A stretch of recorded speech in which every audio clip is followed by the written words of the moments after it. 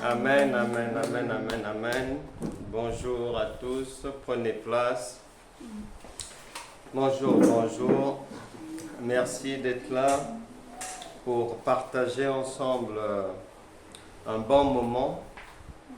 On va encore poursuivre notre marche dans le Seigneur, car tout le monde sait bien, lorsqu'on observe dans la vie de tous les jours, que ce soit ceux qui font la course à vélo, que ce soit ceux qui font le marathon, que ce soit la course à pied, lorsqu'on fait une marche, tout ce monde-là, à un moment donné, ils prennent toujours des aliments. Parce que le corps en a besoin pour aller au bout de la marche. Et s'il n'y a pas d'aliments, ils vont avoir des problèmes. Ils ne peuvent pas aller au bout. Et nous aussi, de la même manière, dans le domaine spirituel, nous sommes appelés à nous nourrir par la parole de Dieu qui est chargée de nous ajouter ce qu'il faut, de nous enlever ce qu'il ne faut pas, pour qu'on puisse arriver au bout de la course. Mais lorsqu'on parle de marche, de course, quand l'apôtre Paul dit que voilà, j'ai achevé la course, il ne faut pas comprendre cela en français, non. En français, on va comprendre que non, on fait une course pour arriver au bout. Dans le langage de Dieu, ce n'est pas une histoire d'arriver au bout, c'est d'abord que tout au long de cette marche, que les mauvaises choses de la vie partent et que les bonnes choses viennent. C'est une course au cours de laquelle la vie abondante, la vie éternelle doit être conduite à maturité, visible. Ce n'est pas une course au cours de laquelle quelqu'un se retrouve malade dans la vie et que la personne va dire bon, mais c'est pas grave, l'essentiel c'est que dans ma vie je marche bien sur les trottoirs, je respecte les feux rouges, je suis gentil avec tout le monde, même si je suis malade c'est pas grave. L'essentiel c'est que le jour où le Seigneur me rappelle, je rentre au paradis, même si c'est avec ma maladie, mes souffrances, mes douleurs, mes larmes, c'est pas grave. Non, non, non, non, non. Nous ne menons pas cette course-là. Non, non, non, non, non. La marche que nous faisons, au fur et à mesure que nous marchons, on se nourrit, et en se nourrissant, on a toujours un plus.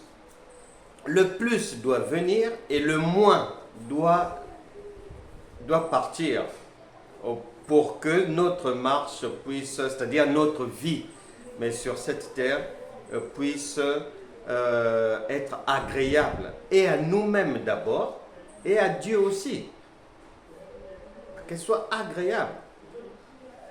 J'ai un premier passage, juste pour passer comme ça, en introduction à lire 1 Timothée chapitre 4, verset... 1 Timothée chapitre 4, oui, verset 1.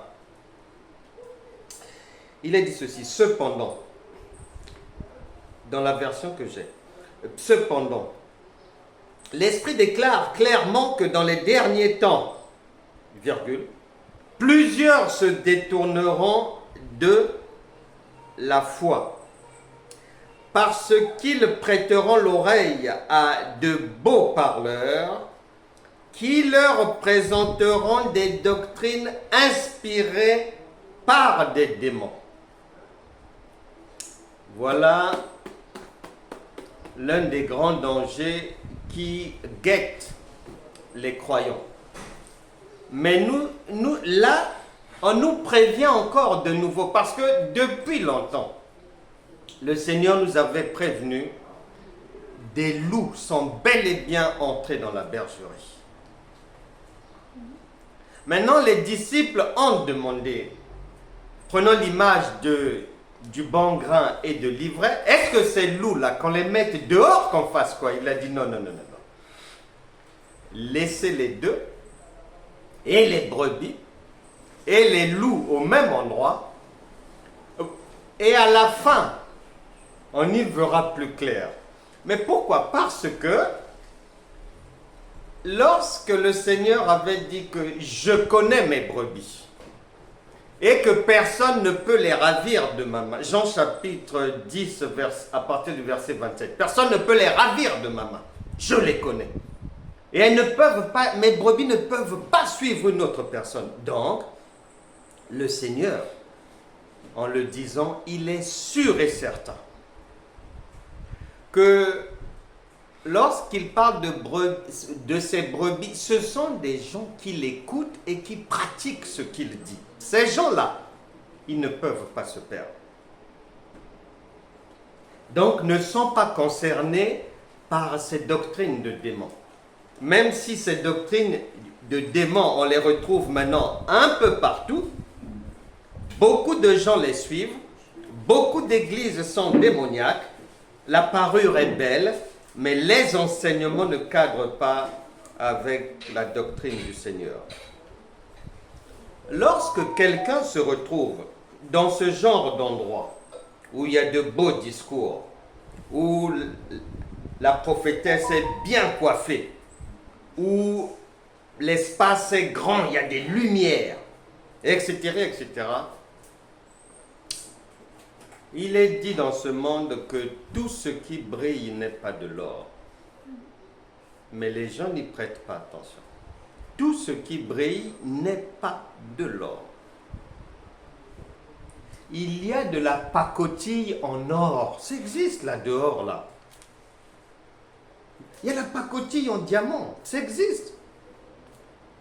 On voit ça dehors là. Ça existe. C'est pas parce que quelque chose brille que ça vient du trône de Dieu, non. Parmi les dangers qui menacent la bergerie du Seigneur, les brebis, il y a deux orientations qui mènent à l'égarement, à la perdition des enfants de Dieu. C'est pour ça que beaucoup d'enfants de Dieu, leur vie tourne en rond, malgré les efforts. Première direction qui pose problème, c'est l'image d'un père et d'une mère. Bon, ils se disent, bon, on va inscrire l'enfant à l'école et on aimerait bien qu'il puisse avoir son brevet, qu'il puisse au moins avoir son brevet. Et dans la réalité, ce qui va se passer, c'est que l'enfant commence bien chez la nounou, il passe à la crèche, il passe à l'école primaire. Sauf que sur son parcours là, bien qu'il soit à l'école, il n'arrive pas à arriver jusqu'au brevet. Il s'arrête en chemin. Il redouble, même le CE1, il redouble. Au CM2, on a convoqué les parents, trop récalcitrants, nous n'en voulons plus, on le chasse de l'école. Les parents se battent, ils l'inscrivent dans une autre ville pour le relancer dans une autre classe du CM2. Avec difficulté, il arrive en 6e. Et arrivé en 6e, ça va dans tous les sens encore. Il perturbe, il saute, il crie, il ne veut plus, il veut pas aller à l'école, ceci, cela. Au bout du compte, durant la vie de ses parents, dont le cœur attendait que l'enfant arrive au moins en 3e, parce qu'ils avaient prévu à partir du brevet quelque chose qu'ils n'avaient pas encore dit à l'enfant, mais ils ne voient pas de leur vivant l'enfant arriver jusqu'en 3e. Quel drame! Et c'est l'image des enfants de Dieu. La compréhension française qu'ils ont des Écritures ne permet pas aux gens de vivre, de parvenir là où le Seigneur a prévu. Du fait de beaucoup de doctrines erronées, des choses qui n'ont ni tête ni queue, des mélanges, de la falsification. Mais Jésus a dit, beaucoup suivront cette voie de la perdition. Et nous y sommes. Deuxième raison pour laquelle les gens peuvent s'égarer facilement,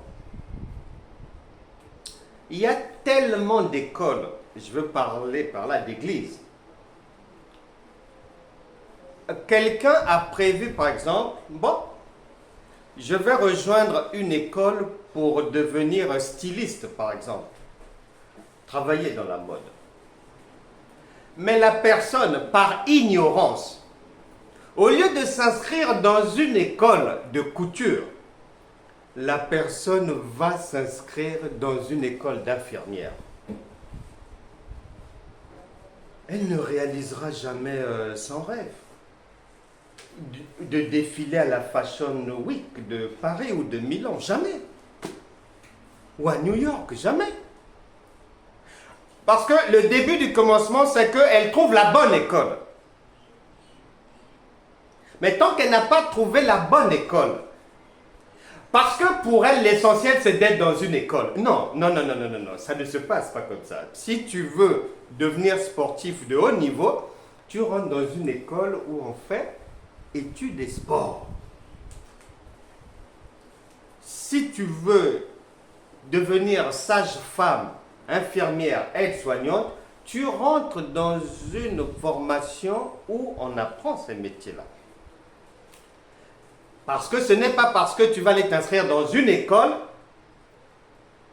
que tu parviendras forcément à réaliser ton rêve de travailler dans tel et tel domaine. Donc les erreurs de la vie, dans les choix,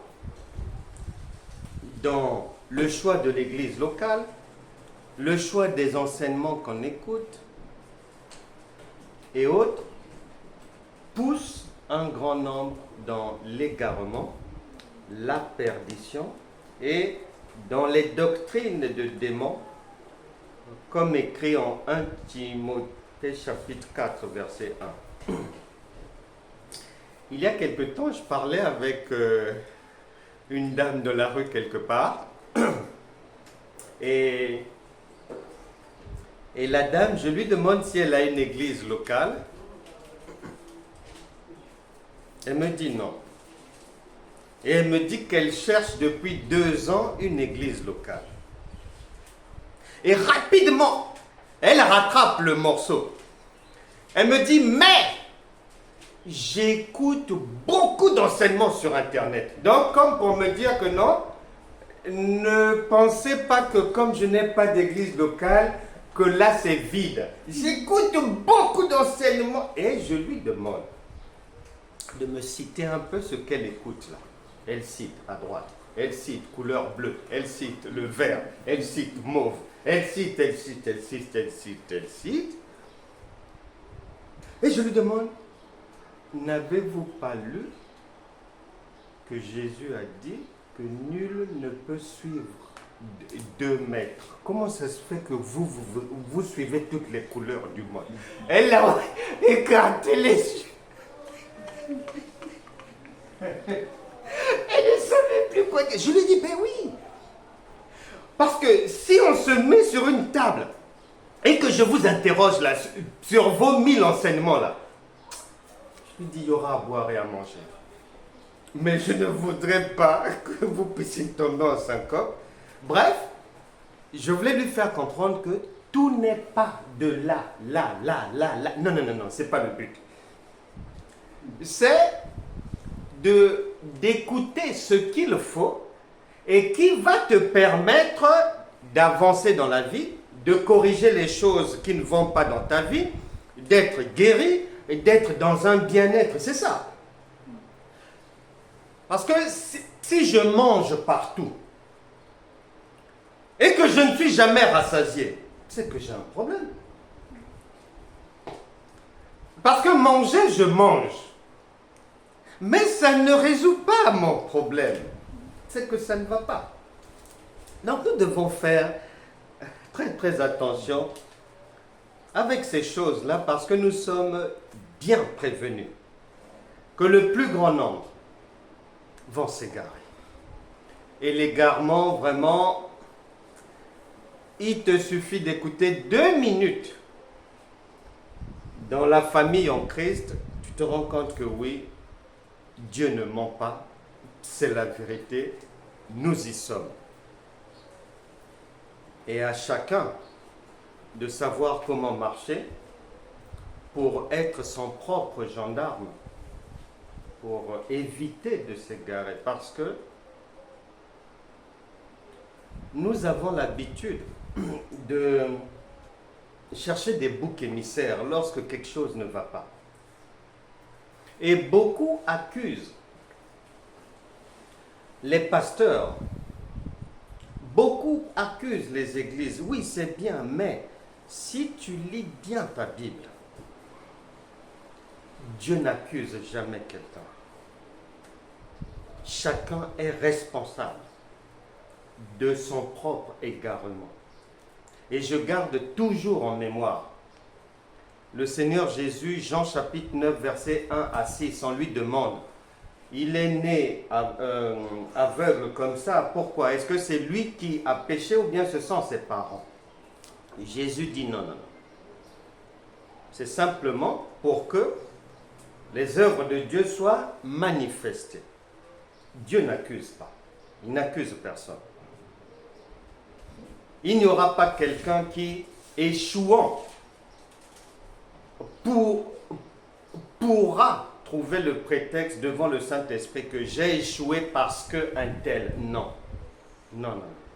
Ça n'existe pas dans la pensée de Dieu.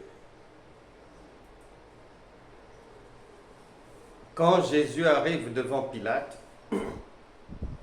il est mis en accusation. Il ne fait pas ce que même les chrétiens font, accuser les gens. Il est trahi, on diffame sur lui, fausse accusation, on l'emmène devant le tribunal pour être jugé. Il n'a pas sorti le nom de quelqu'un. Il n'a pas accusé quelqu'un. Dieu n'accuse jamais. Parce qu'il nous a tout donné pour que par la puissance du Saint-Esprit en chacun, que l'on puisse se soustraire de toutes sortes de difficultés. Même si quelqu'un t'a fait du mal, sache que devant Dieu, si le mal te touche et que tu n'arrives pas à te tirer de ce mal-là, tu es responsable parce qu'il t'a donné ce qu'il faut pour sortir de ce mal. Les Juifs pensaient que Jésus allait rester à la croix. On l'a cloué. Et ils sont venus dire, oui, on t'a entendu beaucoup parler ici, tu as fait des miracles, tu as ressuscité Lazare, on a vu. Maintenant là, ce ne sont pas les autres, c'est toi-même. Et nous allons voir où est-ce que tu vas sortir d'ici là. Mais comme Dieu se pourvoit lui-même, il s'est tiré d'affaire. Et Dieu nous a engendrés dans le Seigneur.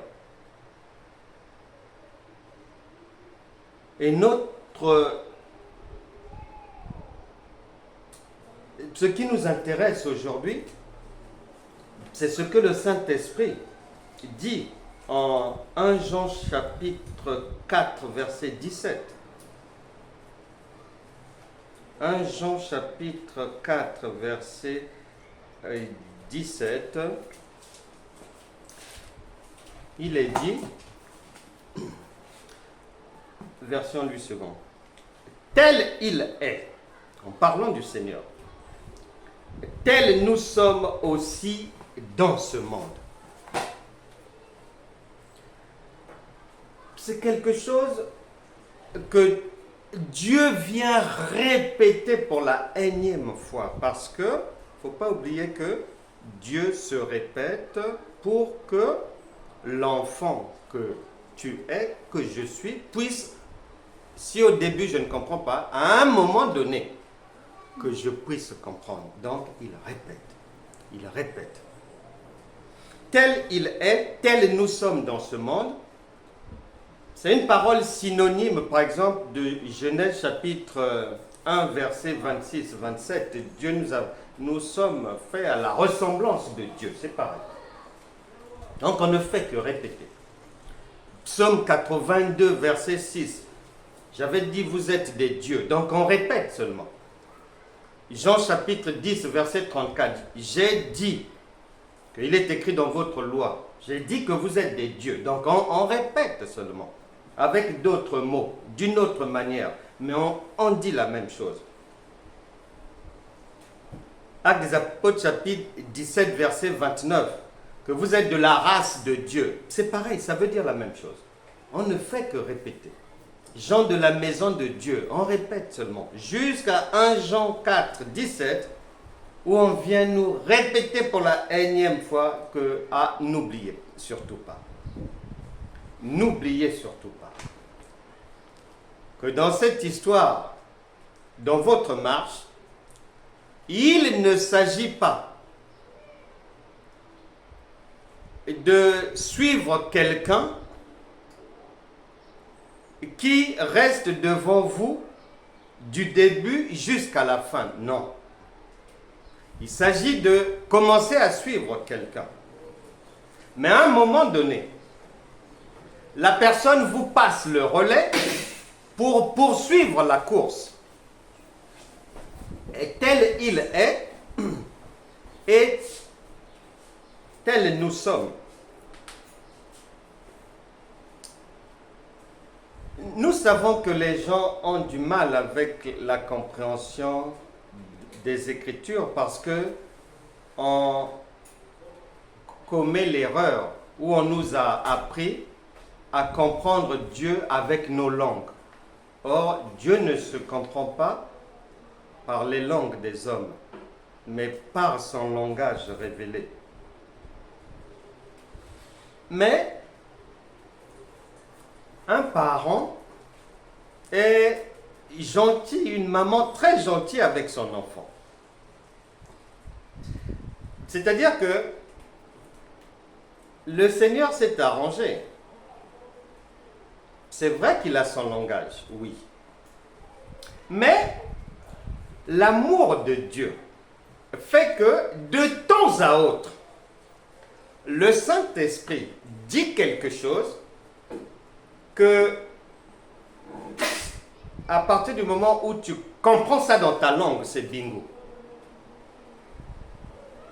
Mais malheureusement, j'ai constaté que même là où il faut comprendre en français, les gens ne comprennent pas. Et là où il ne faut pas comprendre en français, les gens pensent avoir compris. Tel il est, et tel nous sommes dans ce monde. Or, j'ai aimé, en tout cas hier ma journée, et je me suis retrouvé dans la joie parce que le Saint-Esprit est venu me faire un rappel merveilleux. Nous étions ensemble là-bas à Saint-Pierre en train d'évangéliser.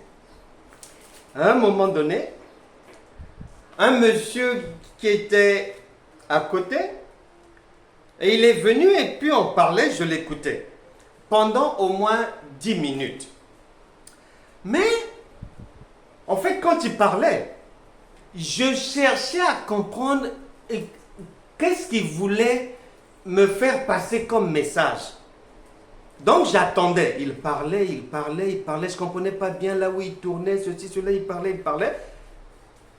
En fait, il a parlé 10 minutes. J'ai eu l'impression que je l'ai compris en une seule phrase. À quel moment? Mais quand il a dit,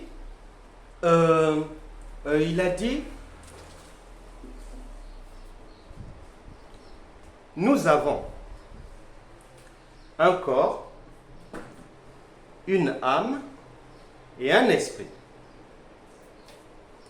À partir du moment où on a ça, je l'entends dire, donc nous sommes Dieu.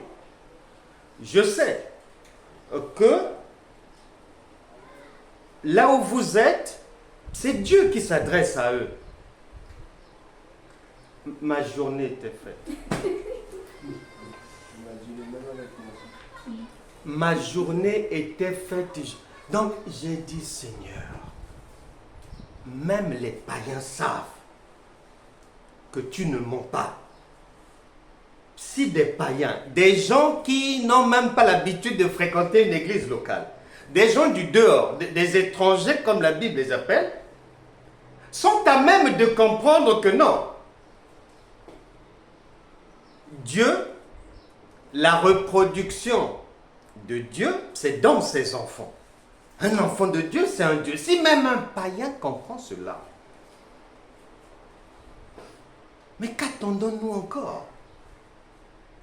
Mais parce que lorsque tu écoutes 99% des enseignements, 99%,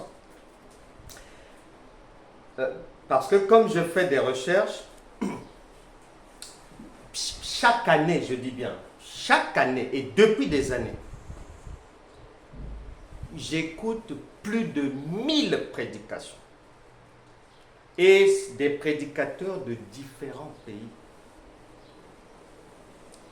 Dans ces gens-là, il y a des gens, je peux leur faire l'histoire de leur prédication. En telle année, il prêchait ceci. Après, il a changé 5 ans après. Après, il est passé là. Il avait commencé pasteur. Après, on l'a mis apôtre. Après, il est maintenant prophète. Je peux leur retracer leur cursus. Mais j'ai constaté que 99% des enseignements parlent d'un Dieu qui est à l'extérieur de l'être humain. Et lorsque quelqu'un parle d'un Dieu qui est du dedans, avant qu'il n'achève son message, il va donner une contradiction. Des fois, j'entends un prédicateur dire, nous les enfants de Dieu, nous ne devons pas souffrir. Sachez que la marche avec Dieu, c'est seulement la foi. Rien à ajouter d'autre. Il matraque ça. Vous n'avez rien à ajouter d'autre. C'est la foi. Le juste vivra par la foi, blablabla. Bla, bla, bla. À la fin,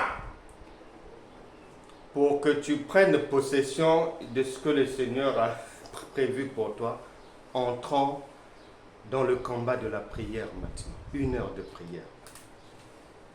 C'est-à-dire, tu viens annuler tout ce que tu as dit avant.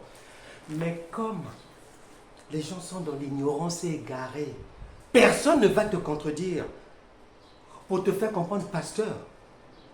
Es-tu sûr qu'on doit suivre ce chemin? Parce que de tout ce que tu as dit avant, on dirait qu'on prend une direction contraire maintenant. Mais comme il n'y a personne qui souvent apporte la contradiction, ça aiderait peut-être les hommes et les femmes de Dieu. Mais il n'y a pas ça. Bon, je reconnais qu'il y a aussi des endroits où, une fois que tu oses ouvrir la bouche pour dire à l'homme ou la femme de Dieu que on va tout faire pour te chasser de l'église. Si on ne te le dit pas comme ça, c'est par des voies et moyens. Par des voies et moyens. Jusqu'à ce que toi-même, tu vas dire, ah, non, il faut que je me retire d'ici parce que ici, là, on ne m'aime plus. Donc, ces choses-là que nous observons, que nous constatons, le Saint-Esprit nous permet d'avoir cela à l'œil pour améliorer notre propre marche. Donc hier, c'est-à-dire ma journée s'est résumée à ce que j'ai entendu de ce monsieur. Il n'est pas dans une église locale. Je ne sais même pas si Formation chrétienne. il a déjà accompagné quelqu'un dans une église. Je ne sais pas. Mais même lui a compris de quoi nous parlons ce matin. Il est dit tel il est et tel nous sommes. Les gens ne s'y arrêtent pas souvent. Alors qu'il faut s'arrêter. Parce que Dieu ne ment pas. Donc, nous allons rapidement voir 3 aspects comme ça rapidement par lesquels le Saint-Esprit va rappeler à chacun qu'il ne ment pas et que tel il est, tel nous sommes. Si lui est Dieu, nous aussi, nous sommes des dieux sur cette terre. La Bible déclare, par exemple, par l'apôtre Paul, Galates chapitre 2, verset... Non, avant Galates, l'apôtre Jean va nous donner le témoignage du Seigneur Jésus. Jean chapitre 5. Jean chapitre 5, à partir du verset 17. Mais Jésus leur répondit, mon Père agit jusqu'à présent. Moi aussi, j'agis. À cause de cela, les Juifs cherchaient encore plus à le faire mourir, non seulement parce qu'il violait le sabbat, mais parce qu'il appelait Dieu son propre Père, virgule, se faisant lui-même égal à Dieu.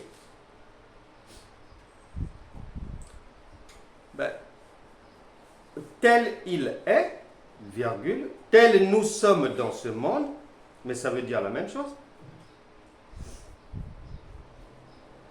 Donc, il y a suffisamment d'écriture. Même si un pasteur qui ne comprend rien vient te dire que non, il y a le Père, il y a le Fils, et il y a le Saint-Esprit, et que toi tu dois suivre le Père. Il y a suffisamment d'écriture. Hébreux chapitre 11 à partir du verset 32, 33, 34 dit pour fermer les gueules des gens qui ne veulent pas comprendre, qui ne comprennent pas, qui sont perdus. Il y a suffisamment d'écriture. Raison pour laquelle l'apôtre Paul, dans Galates chapitre 2, verset 20, dit que si quelqu'un se considère comme étant né de nouveau, eh bien, ce n'est plus lui qui vit, c'est Christ qui vit en lui. Maintenant, question. Christ, c'est qui pour toi? Soit tu le considères comme Dieu et tu deviens Dieu, ou soit tu le considères comme un homme et tu restes homme. Donc, nous avons des éléments d'appui, de soutien, des conseils, des rappels que Dieu fait. Il a dit, Jean chapitre 14, verset 25, 26, que lorsqu'il va venir, c'est pour nous rappeler ces choses. Et il nous fait le rappel ce matin, pour que chacun sache bien que Dieu ne ment pas, que lorsqu'il dit que ce qu'il est, c'est ce que nous sommes ici, c'est une réalité, non seulement à comprendre, mais à pratiquer. Deuxièmement, parlons de l'amour. Et 1 Jean chapitre 4, là où nous sommes, dit ceci. 1 Jean chapitre 4, verset, nous étions au verset nous étions au verset 17, revenons sur le verset 16. Et nous avons connu l'amour que Dieu a pour nous. Et nous y avons cru. Dieu est amour, virgule. Et celui qui demeure dans l'amour demeure en Dieu. Écoute, j'aime bien le français simplifié. Ça veut simplement dire que celui qui a Dieu, lui-même aussi est Dieu. C'est tout, très simple. Dieu est amour, et celui qui demeure dans l'amour demeure en Dieu, virgule. Et Dieu demeure en lui. Lui en Dieu, Dieu en lui, ça devient la même personne. Mais ça devient la même personne.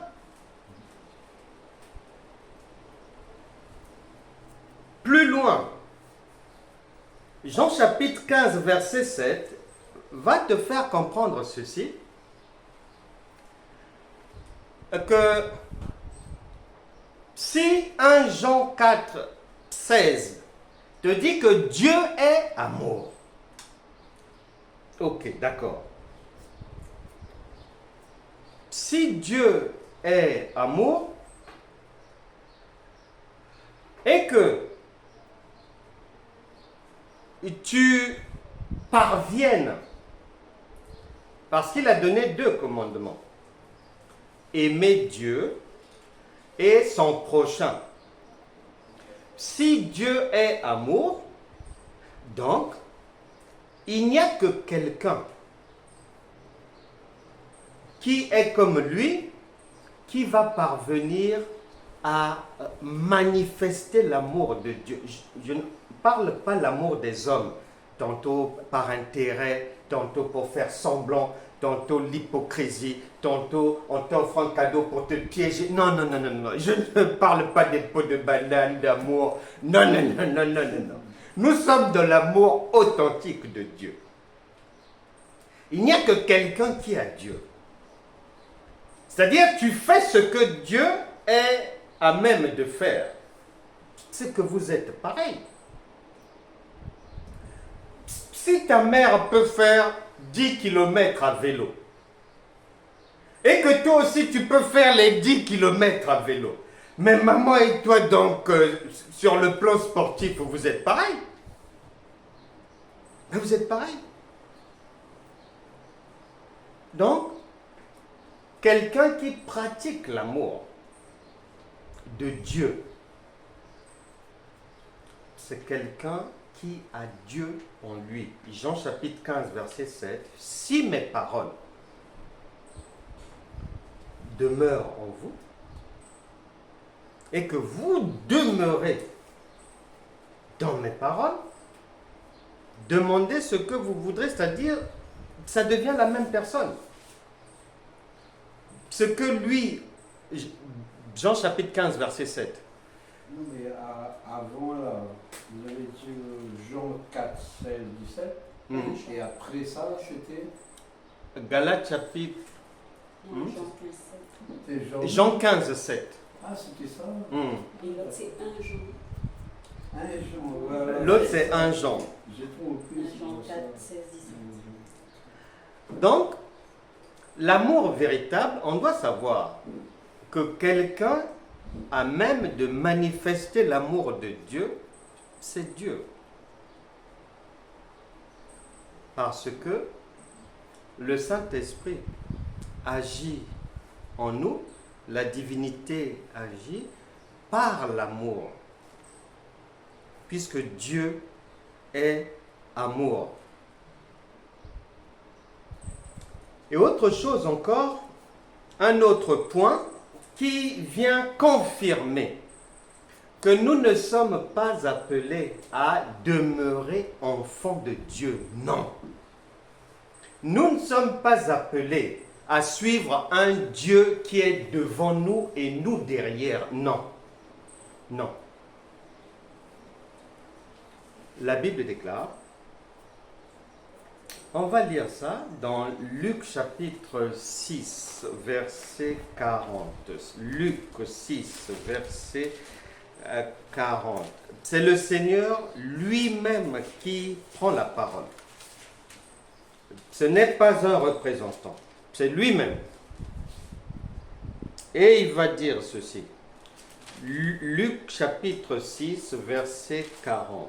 Il est dit, le disciple n'est pas plus que le maître, point virgule, mais tout disciple accompli sera comme son maître.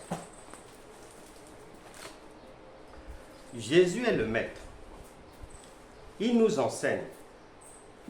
Son objectif n'est pas pour qu'on reste des enfants. Non. Lui-même dit que tout disciple, quelqu'un qu'on enseigne, est appelé au moins, au minimum, à être comme son maître, au moins. Et comme la Bible dit, la nature elle-même ne vous enseigne-t-elle pas, tu constateras, sur notre planète Terre, tous ceux qui inventent les navettes spatiales, les satellites, tous les géophysiciens, les informaticiens, tout ça là, ils sont allés plus loin que les gens qui les ont enseignés. Les gens qui les ont enseignés n'avaient pas cette intelligence-là. Sinon, ils auraient créé ces choses-là. Donc, c'est comme ça que Dieu a conçu les choses, même humainement. Lorsqu'on va à l'école, le maître nous enseigne. Mais ceux qui deviennent prix Nobel de chimie, de physique, ceci, cela, mais les gens qui les ont enseignés n'ont pas le niveau que eux ils ont. N'ont pas ce niveau-là. Donc, l'élève est tout, c'est-à-dire ce que, même humainement, ce qu'on a prévu, c'est qu'un élève, qu'il devienne toujours au moins comme son maître. Mais la logique voudrait qu'il dépasse. C'est comme ça. Une maman souhaite que l'enfant aille plus loin qu'elle. C'est normal. Un père aussi voudrait que l'enfant aille plus loin. La Bible déclare que les enfants sont des flèches lancées par Dieu, destinées à aller plus loin que papa, plus loin que maman. Ça se passe comme ça. Donc, dans la pensée de Dieu, et Jésus nous précise cela, on sait qu'il parle en parabole, mais il compte sur notre divinité, sur le Saint-Esprit en chacun, pour comprendre ce qu'il nous dit. Nous ne sommes pas destinés à rester en bas. Il dit que lui est pourchassé, on le condamne parce qu'il se présente comme étant Dieu, l'égal de Dieu. Jean chapitre 5, verset 17-18. Et il nous fait comprendre que vous aussi, c'est le même parcours qui est prévu en tant qu'élève, en tant que disciple. Vous êtes destiné à au moins devenir comme moi. Or, moi, je suis égal à Dieu. Donc, vous aussi, si vous ne voulez pas finir dans la malédiction, si vous ne voulez pas vous égarer, si vous ne voulez pas rester dans les ténèbres de l'ignorance, si vous ne voulez pas que les païens vous crachent dessus, comprenez ce que je dis et faites-le. Je rappelais l'autre jour à des gens que, attention, même si nous prions, même si nous jeûnons pendant 1000 ans, la Bible déclare, les paroles de Dieu, elles ne bougent pas. Elles sont destinées à se fabriquer là et à ne plus disparaître. Je leur disais, les difficultés dans lesquelles les sociétés se trouvent aujourd'hui, la parole de Dieu n'a pas prévu que ça diminue. Non. De plus en plus de guerres, de plus en plus de déchirements dans les familles, la trahison, les coups tordus, les déceptions, l'homosexualité, etc., etc. C'est ce qui est prévu là. Sodome, Gomorrhe, la dépravation, toutes ces choses-là. Mais le Seigneur nous a rassurés en disant dans Jean chapitre 14, verset 27 que bon, je vous laisse ma paix. Pas la paix que les hommes donnent. Non, non, non, non. La paix que je vous donne, c'est un package complet. C'est-à-dire que les difficultés, les soubresauts de la vie, les temps difficiles vont venir, mais vous serez dans ce monde, mais vous ne serez pas de ce monde. Donc, ces choses-là ne vous toucheront pas. Par quel mécanisme? Eh bien, lorsque chacun deviendra l'égal de Dieu, eh bien, il sera à même, je vous l'ai montré, de marcher sur les eaux, c'est-à-dire toutes sortes de tempêtes et de difficultés, il va marcher. Maintenant, le problème, c'est que quiconque ne comprend pas ça, quiconque, au lieu de récupérer sa place et de pratiquer sa divinité, d'être l'égal de Dieu, si tu restes en bas de la montagne là-bas, les païens vont te marcher dessus. C'est là-bas où il y aura la souffrance, les douleurs. Parce que la vie, ce sont des défis, ce sont des challenges. Et nos vies sont à l'image, à l'égal de l'image du Seigneur. C'est-à-dire, nous sommes dans un monde où beaucoup de soubresauts, des choses compliquées, des problèmes à droite, à gauche et tout, mais le Seigneur Jésus, à chaque fois, il réussit à se tirer d'affaire. Il n'est jamais tombé dans une embuscade. La Bible déclare que c'est lui-même, selon ce qu'il avait prévu, qui avait choisi le moment d'aller à la croix pour nous enseigner. Mais l'enseignement ne s'arrête pas là. C'est pour ça que les égarés qui font des séminaires, des enseignements sur porter sa croix, vraiment me donnent envie de vomir. Parce que la croix, c'était juste un enseignement, un passage. Ce que nous devons retenir, c'est la résurrection. Dieu n'attend pas que j'enseigne la croix et la bannière, non. Je ne suis pas esclavagiste. Et Dieu n'est pas un esclavagiste. L'Esprit de Dieu, il a dit, mes paroles sont esprit et vie. Donc nous sommes destinés à enseigner la vie et à donner la vie. Donc, que chacun sache que quand le Seigneur dit que l'enfant est destiné à devenir comme son père, il prend une autre image. Il dit que le disciple, l'élève, doit au moins devenir comme le maître, au moins. Or, le maître, il a dit que lui est Dieu. C'est pareil. Maintenant, n'aie pas peur d'assumer ta divinité. J'ai aimé ce que ce monsieur-là, ce que j'ai entendu de lui. Même un païen, il ne se cache pas pour dire à quelqu'un qu'il ne connaît pas que tu es Dieu. Il ne se cache pas. Mais, je te promets, quand j'essaie de faire des petits tests, des petits sondages, des petits devoirs, interrogations rapides comme ça, même dans la rue, quand tu essaies de faire comprendre à la personne qu'elle est Dieu, non, il y a court-circuit. C'est-à-dire, elle refuse d'arriver là-bas. Voilà.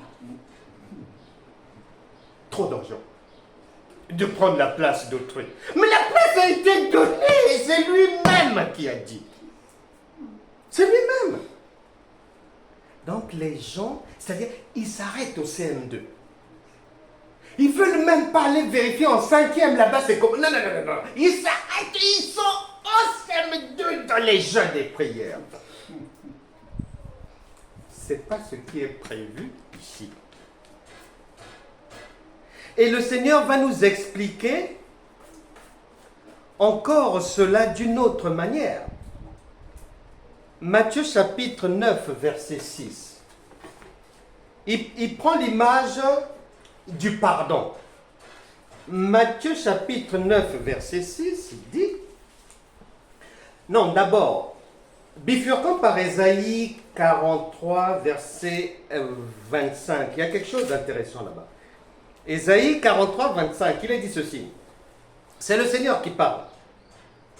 C'est moi. Moi qui efface tes transgressions pour l'amour de moi. Et je ne me souviendrai plus de tes péchés. Ok, d'accord.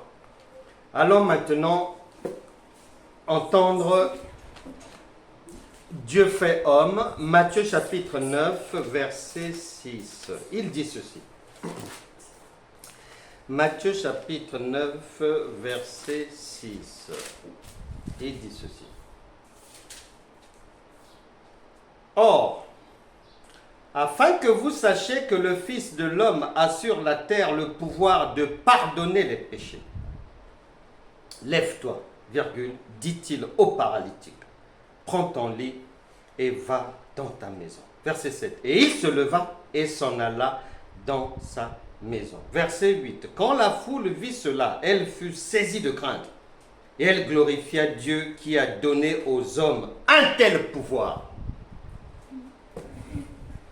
Par contre, là, je crois que j'ai trompé le 23, j'ai mis 45, Ésaïe 23, 45. Non, mais 43, 25. Non, 43, 25. 43, 25. Ésaïe chapitre 43, verset 25. Ici, le Seigneur Jésus, il pardonne d'abord les péchés d'un paralytique et il lui accorde la guérison.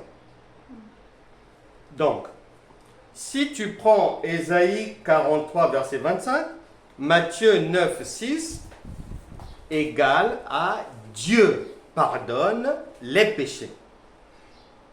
On est d'accord? Dieu pardonne les péchés des hommes. Ok. Allons maintenant, toujours Matthieu, Matthieu chapitre 18 maintenant. Verset 21. Alors Pierre s'approcha de lui et dit, Seigneur, combien de fois pardonnerai-je à mon frère lorsqu'il péchera contre moi? Sera-ce jusqu'à 7 fois?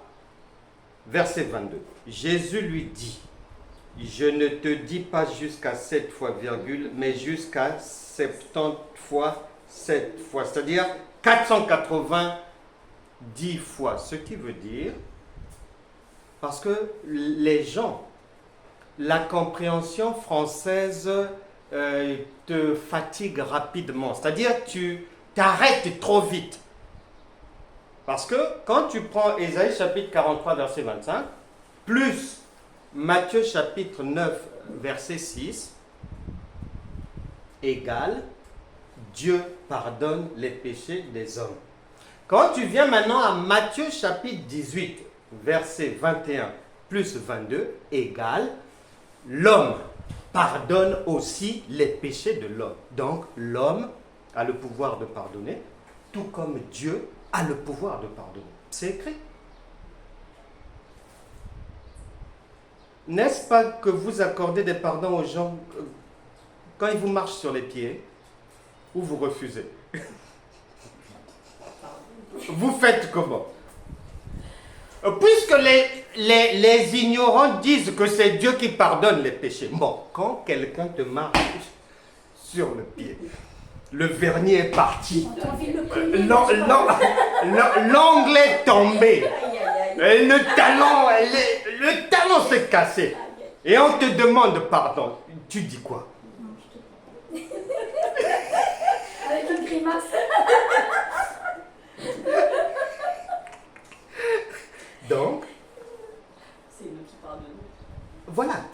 qui pardonne.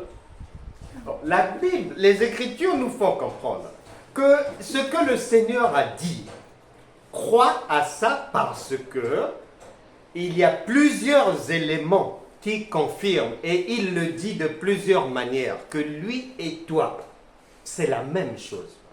Ce qu'il peut faire, tu peux le faire. Dieu est amour. Vous manifestez aussi l'amour. Dieu pardonne. Vous pardonnez aussi. Le Seigneur a dit que l'élève doit au moins devenir comme le maître, la volonté d'un parent. Et que son enfant aille toujours plus loin que lui. Ce sont des choses simples à comprendre. Et c'est écrit. Et nous ne devons pas rester au CM2 à nous voiler même la face, mettre des cagoules pour éviter d'aller dans la divinité là-bas. Ah non, non, non, non, non. Non. C'est bien expliqué. Que notre destinée, ça se passe là-bas. Que dans les derniers temps, tu peux lire la liste. Les gens seront des fanfarons, les gens seront comme ça, hypocrites, menteurs. La liste est longue. Mais nous y sommes. Et l'Écriture n'a pas dit que parce que je serai enfant de Dieu, que ces choses vont disparaître dans la société. Non, c'est pas écrit comme ça. On dit que ça est là. Maintenant, c'est la pratique de ma divinité qui va me permettre de passer à travers le coronavirus, de passer à travers telle et telle tempête de la vie, de passer à travers. J'aime bien cet exemple. Ça fait quand même mal, mais comme la vie est une école, ça nous apprend quand même. Quand il y avait le coronavirus, donc, là où j'étais, bien sûr, on ne pouvait pas sortir, si cela, sauf aller faire les courses alimentaires. Donc, j'allais de temps à autre faire les courses et rapidement, je ne comprenais pas.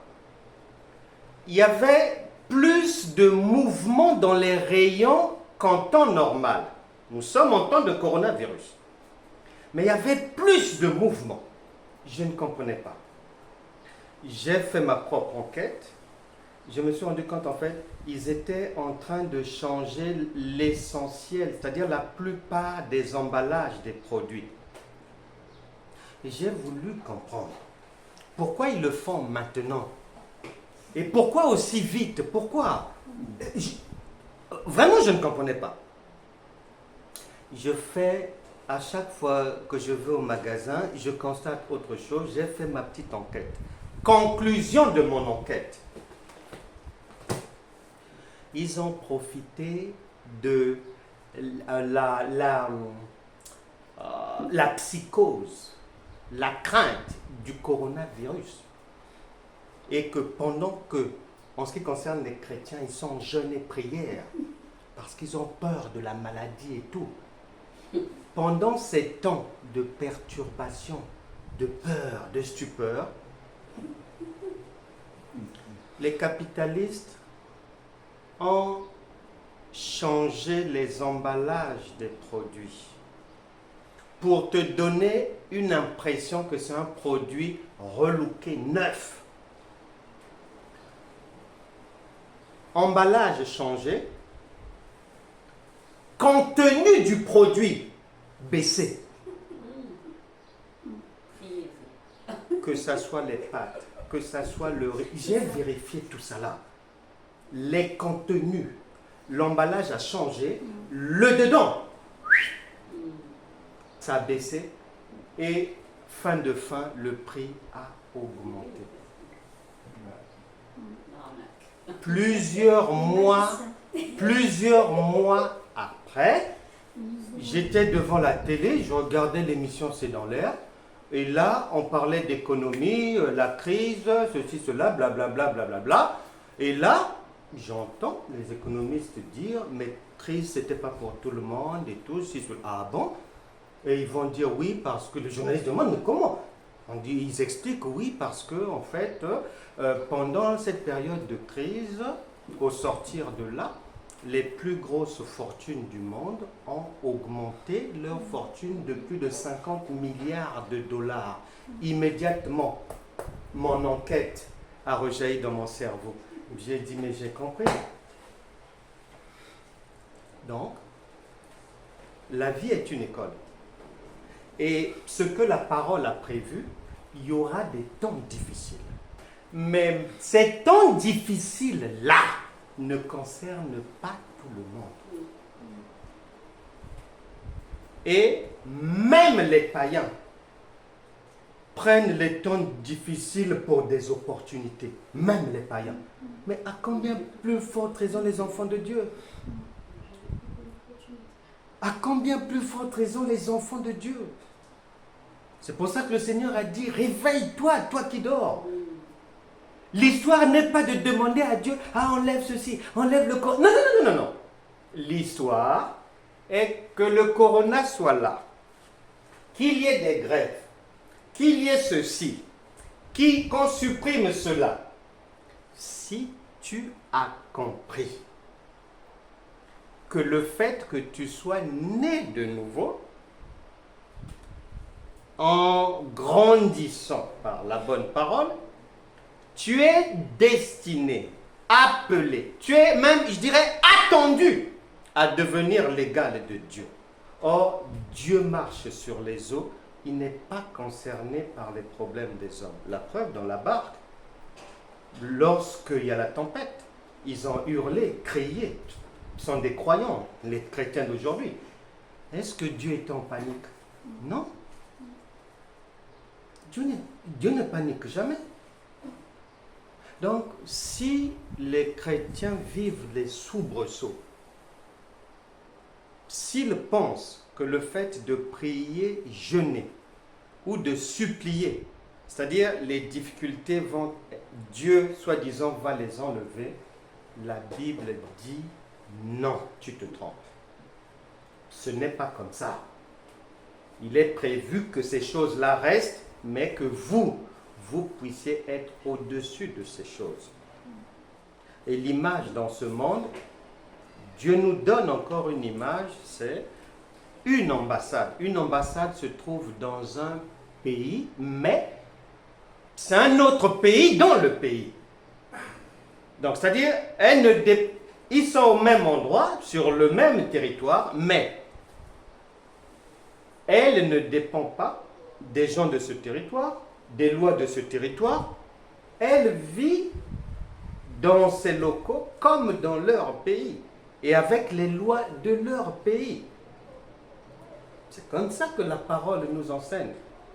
Et nous devons donc prêter attention à ces choses. Quiconque ne comprend pas sa divinité, quiconque s'arrête au CM2, alors que maman l'attend au niveau du brevet, c'est un échec.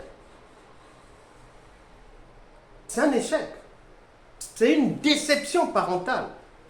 Mais oui. C'est une déception. On t'attend au niveau du brevet. Mais toi, tu restes là-bas. Depuis 15 ans au CM1. Mais qu'est-ce que tu fais là-bas? Qu'est-ce que tu fais là-bas? Donc, on doit comprendre ces choses. Que le Saint-Esprit nous rappelle de telle manière, de telle autre manière, parce qu'il attend, parce qu'il voudrait que chacun jouisse pleinement des pouvoirs rattachés à sa divinité. Beaucoup de gens souffrent, prient, jeûnent, mais pour rien. Si Dieu est amour et que tu manifestes l'amour, tu es Dieu.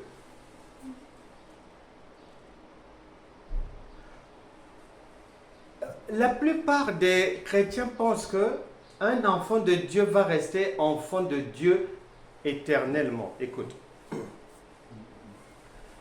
dans nos vies ici, sur terre, même, je dis bien, même un enfant qui n'est pas ton enfant, tu vas l'adopter.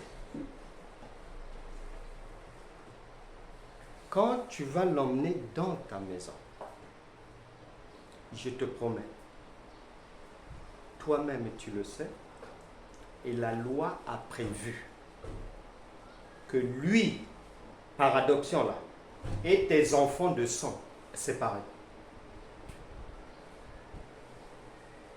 Lui, par adoption, et tes enfants de sang, c'est pareil. Il n'y a pas une feuille de différence là.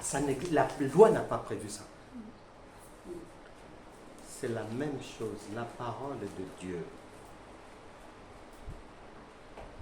Nous qui sommes nés par adoption, nous que le Seigneur a adoptés,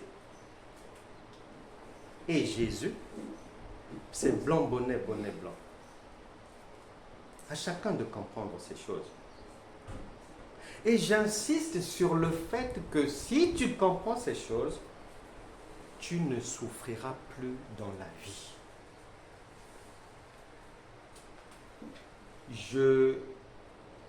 Il y a une sœur,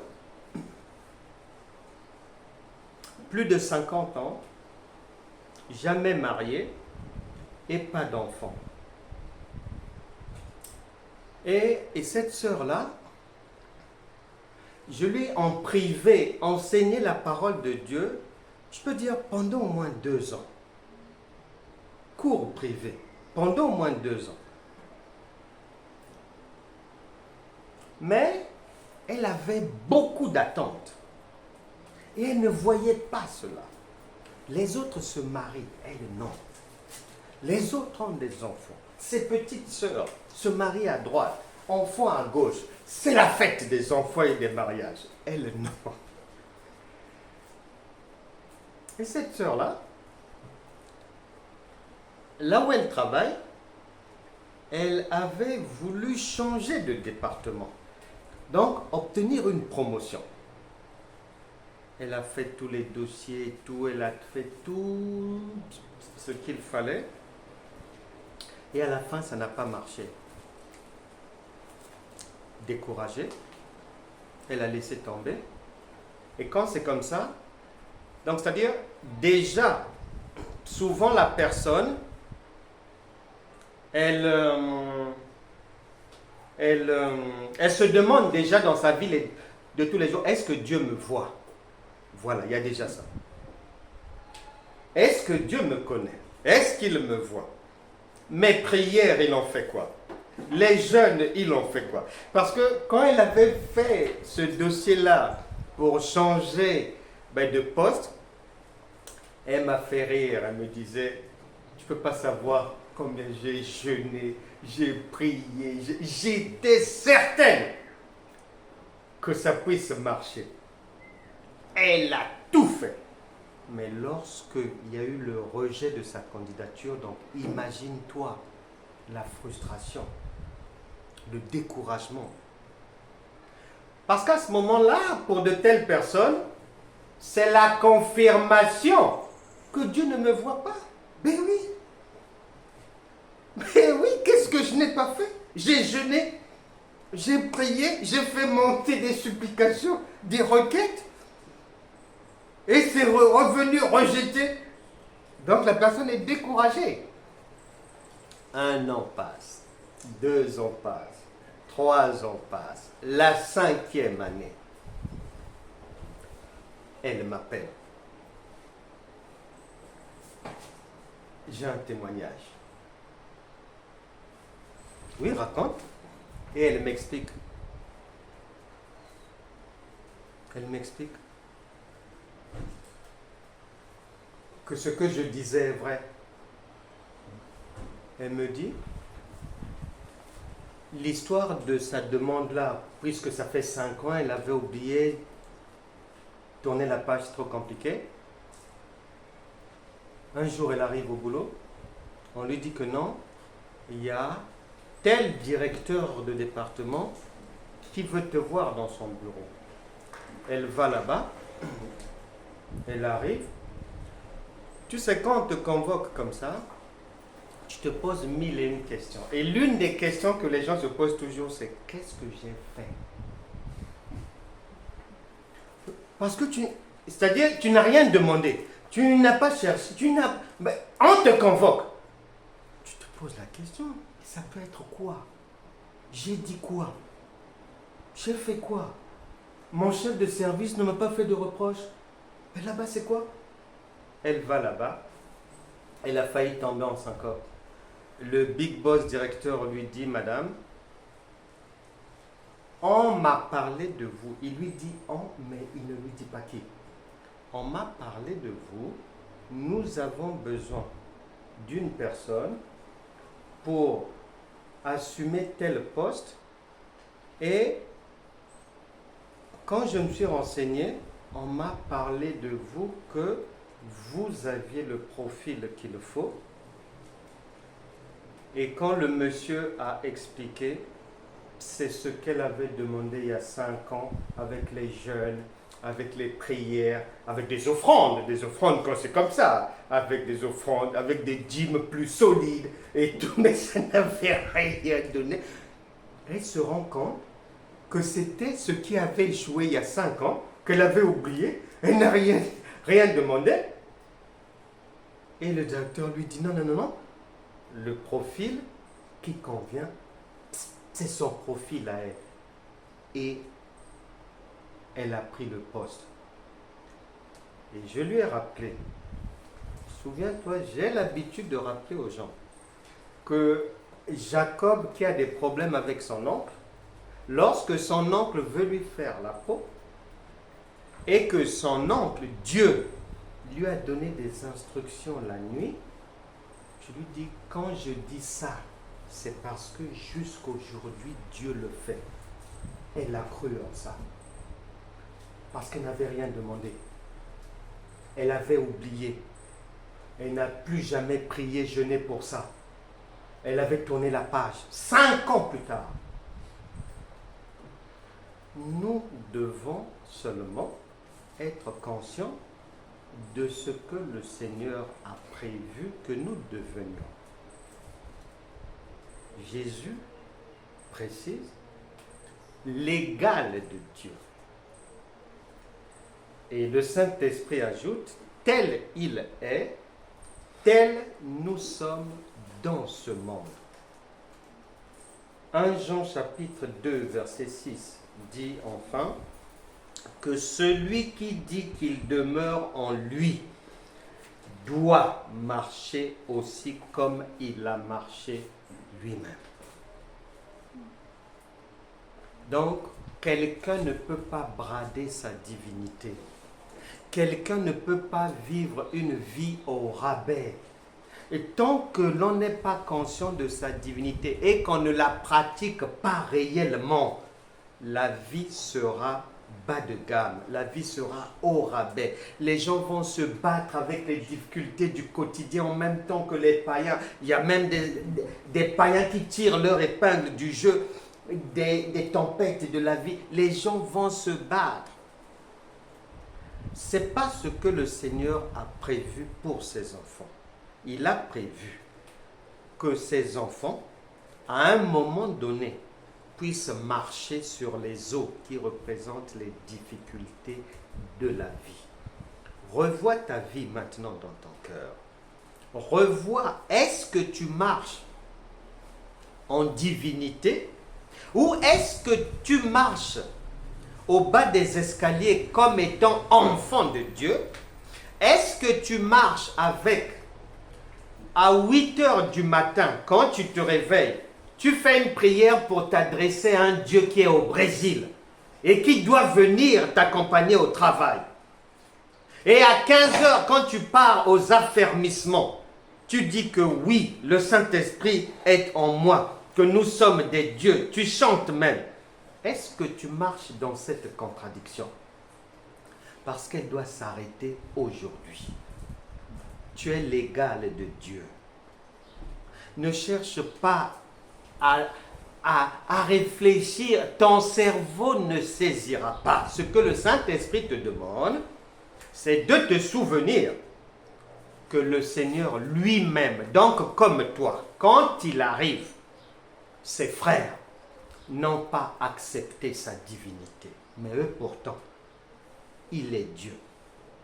Et il dit lui-même qu'il est ton égal. Que la puissance du Saint-Esprit permette désormais à chacun d'assumer ce que son Père a prévu qu'il devienne, c'est-à-dire un Père. C'est-à-dire la même personne que son Père, l'égal du Père. Dieu est amour, toi aussi tu manifestes l'amour. Dieu pardonne, toi aussi tu as donné le pouvoir de pardonner. Dieu a prévu que ses enfants deviennent au moins égales à lui. Toi aussi tu as prévu cela pour tes enfants. Et tu souhaites que tes enfants aillent plus loin que toi. Et c'est ce que le Seigneur Jésus avait déjà dit. Jean chapitre 14, verset 12. Ce que j'ai fait, c'est rien. Vous ferez de plus grandes œuvres, de plus grands miracles. Mais à quel moment? À partir du moment où vous serez informés, vous aurez compris, vous assumerez, vous serez conscient et vous pratiquerez votre divinité. Parle toi-même à ta vie. Je ne peux pas te demander de parler à Dieu. Non. Ce serait détruire tout le travail que je viens de faire. Que chacun parle à sa propre vie. Dehors les choses que tu ne veux pas voir, tu en as reçu le pouvoir. Romains chapitre 4, verset 17. Vous avez reçu le pouvoir d'appeler à l'existence les choses qui n'existent pas comme si elles étaient. Que chacun prenne ses responsabilités. Il n'y a pas un secours qui viendra du dehors. Non, tout a déjà été livré, clé en main. Un bébé, lorsqu'il vient au monde, il n'attend pas qu'à l'âge de 10 ans, sa maman lui donne des os. Non. Que sa maman lui donne un bras. Non. Que sa maman lui donne des cheveux. Non. Dès le premier jour, tout est déjà en lui, en place. Ne cherche pas Dieu quelque part, tu ne le trouveras pas. Ne cherche pas la divinité sous ton lit, c'est pas là-bas. C'est en toi-même. Tu es le temple du Saint-Esprit. Une habitation de Dieu en esprit, c'est-à-dire Dieu. Que toute difficulté, toute mauvaise parole, toute malédiction qui avait été prononcée sur la vie d'une personne, quel que soit le domaine, que ces difficultés disparaissent à partir d'aujourd'hui. Que les jougs soient brisés, les chaînes tombent. Que toute oppression disparaisse. Que ce qui manquait pour que la vie ait un goût agréable, que la vie ait l'odeur du parfum de Dieu que tu es censé transporter, que les choses qui empêchaient ce parfum de faire son travail puissent disparaître maintenant. Que le malade soit guéri, peu importe la maladie. Que les situations difficiles reprennent vie dans la vie de tout un chacun. Que la joie du Seigneur devienne éternellement ton partage. Ne brade plus ta divinité. Ne marche pas sur ta divinité. Ne vomis pas ta divinité. Ne vends pas ta divinité. Assume-la et elle te permettra, parce que c'est ce qui est prévu, de marcher sur toute tempête que le monde va fabriquer, qui est déjà prévu.